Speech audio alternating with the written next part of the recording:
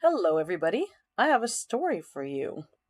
There I was at 16 years old, about to get my driver's license. And I was super nervous because even though I had aced the written test, getting out on the road made me a little nervous. And what really made me nervous was this parallel parking. Okay, parallel parking I knew was difficult. Everyone told me it was difficult. And so I had this brilliant idea.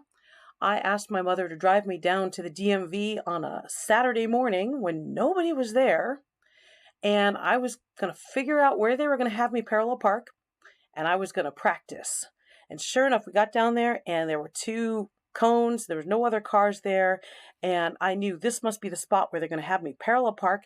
Let me practice. And I practiced Saturday, and I practiced Sunday morning, and I came back the next week, and I practiced again, and I practiced every weekend I could. And boy, by golly, I was going to do this right. Did I mention that I had a honkin' big blue station wagon, and it was so hard to get it between those cones and so hard to figure out how to parallel park. But finally I felt confident enough, and I went down to the DMV on a weekday. Everyone's there, and get in the car with the proctor, and I parallel parked like a boss. I was so amazing. And the proctor says, "Wow, I have never seen a 16-year-old parallel park with such confidence before. Let's take her out on the road." And so I pulled out of the DMV, and immediately I froze up when I went to make a left-hand turn. I just did not know what to do. I hadn't practiced left-hand turns. I'd only practiced parallel parking.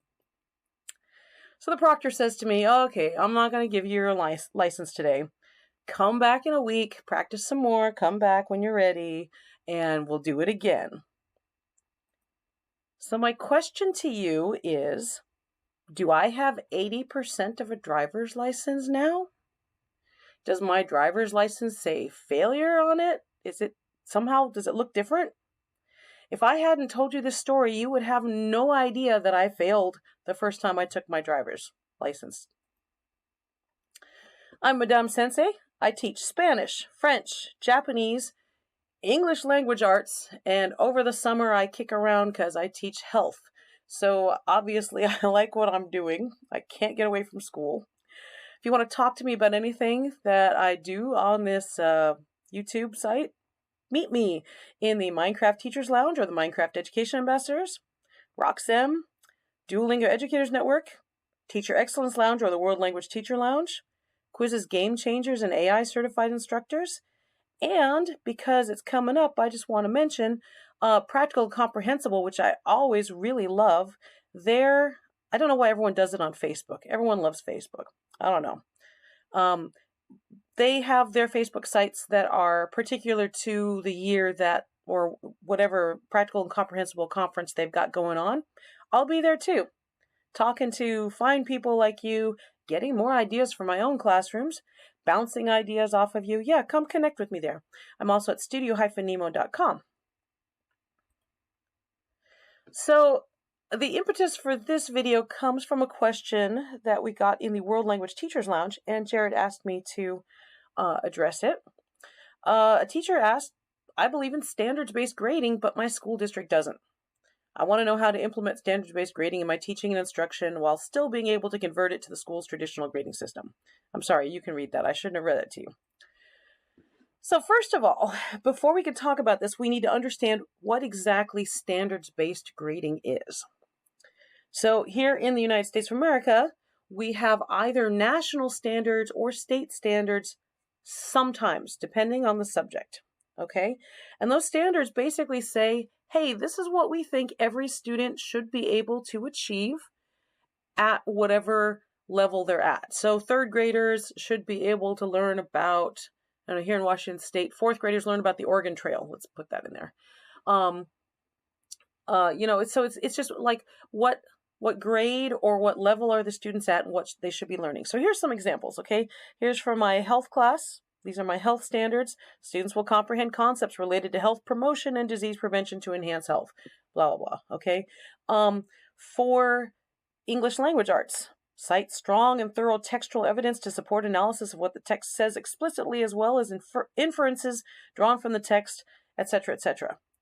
Now, these are the standards, and how we teach the students to access these standards can change. Okay, for example, my English language arts class, I'm one of 3 junior English teachers, junior, the 11th grade.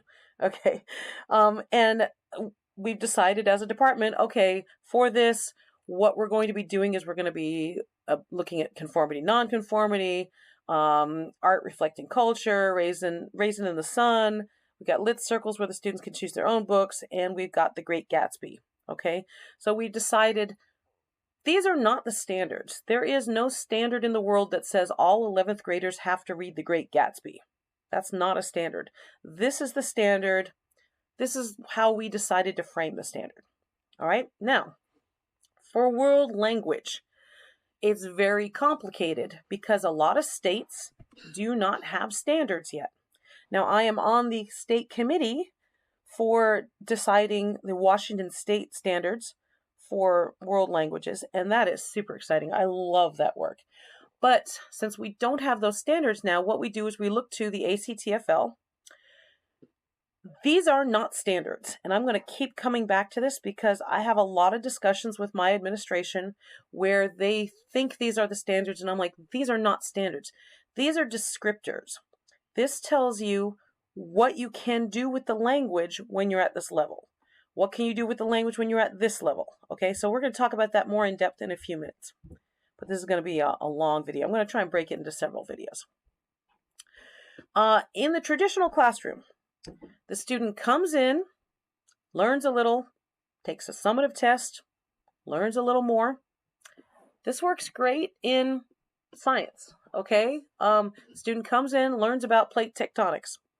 Great. And then they learn about it, and then they take their summative test. And then the next day they come in and they're done with plate tectonics. They're on to evolutionary theory, okay? So then they learn about that.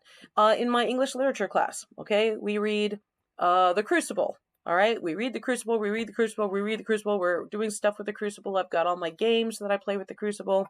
And then we're done reading The Crucible. I'm never going to bring up The Crucible ever again, right? We're done with it. I mean, I'll keep calling back to it. I'll say, hey, you remember when we were talking about McCarthyism and the Red Scare and blah, blah, blah. But I'm never going to test them on it again. Okay, so that's like the traditional way of teaching. But there are a lot of classes which we call progressive skills. There's a lot of things to learn where each step has to build on the step before. Music is one of those, all right? You can't just pick up the guitar and play classical gas, okay? You got to build up to it. You got to learn the chords. You got to learn the notes. Sports, athletics. Nobody's going to pick up the basketball and immediately be able to make 3-point shots. It takes practice. You have to learn where to put your hands on the basketball when you throw it. Are you going to do it granny style between your legs? Are you going to put it up and have your hands in this kind of 9 and 3 position? You've got to practice that. And of course, language. Language is a progressive skill. And we're going to talk more about all the brain science. So let me give you an example. Let's say your first test is, you're in music class. Your first test is, can you play Mary Had a Little Lamb? For whatever reason, the student bombs the first test. Who knows why? Maybe they've never heard the song before. Maybe they're not from an English-speaking country where they hear Mary Had a Little Lamb. Maybe, the young whippersnappers these days, they don't appreciate the stuff that I grew up with. I try to make a Bugs Bunny joke and they look at me blankly. That's just times change, people change, interest rates fluctuate. Maybe they haven't heard the song before.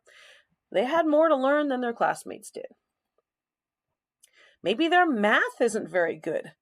And they counted the song in 3/4 time instead of in 4/4 time. They don't know how to read a key signature. They don't know how to read a time signature. Maybe they just haven't learned good study habits yet. You got to learn to sit down at the piano and practice for a half an hour a day. And maybe they just haven't learned that yet. Maybe they don't have a good place to study. But for whatever the reason, They bombed the first test. Okay, now the second test comes along. The student has learned how to study. The student has learned math. They know how to count now. They understand what a time signature means. They ace the second test. In the traditional classroom, the student, who is now on a trajectory to success, the student knows what they're doing now. They have a C average. They have a C for a grade in the class. Because here's that first grade. Here's that second grade up here. They get the average. Okay? This is a grade book. This is my grade book. This C minus, it doesn't really tell you how the student is doing at this moment in time. Okay? So the question is, how can we show in our grade book that the student is growing and improving? Are they meeting the standards? The grade book is only going to give you an average. All right, I'm at 11 minutes. I'm going to pause here and we're going to continue this discussion on the next episode. Hope to see you there.